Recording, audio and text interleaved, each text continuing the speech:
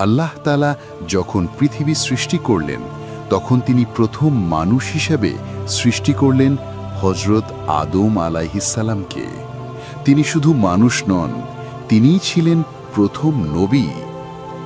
আল্লাহ আদম আলাইহিসসালামকে মাটি দিয়ে সৃষ্টি করলেন।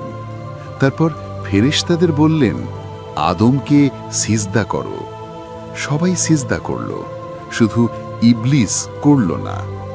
ইবলিস বলল, আমি আগুন দিয়ে সৃষ্টি, আর সে মাটি দিয়ে, আমি কেন তাকে সিজদা করব? এই অহংকারের জন্য ইবলিসকে জান্নাত থেকে বের করে দেওয়া হয়। আল্লাহ আদম আলাইহিসসালামকে জান্নাতে স্থান দিলেন। তিনি হাওয়া আলাইহিস সালামকে তার সঙ্গী করলেন। আল্লাহ বললেন, এই গাছটির কাছে যেও না, কিন্তু ইবলিস ধোঁকা দিয়ে গাছের ফল খাইয়ে দিল। এতে তাদের উভয়কে জান্নাত থেকে পৃথিবীতে নামিয়ে দেওয়া হলো। আদম আলাইহিস সালাম ভুল করার পর গভীরভাবে অনুতপ্ত হন। তিনি দোয়া করেন, হে আমাদের প্রভু, আমরা নিজেদের ওপর জুলুম করেছি, তুমি ক্ষমা না করলে আমরা ধ্বংস হব। আল্লাহ তাকে ক্ষমা করে দিলেন।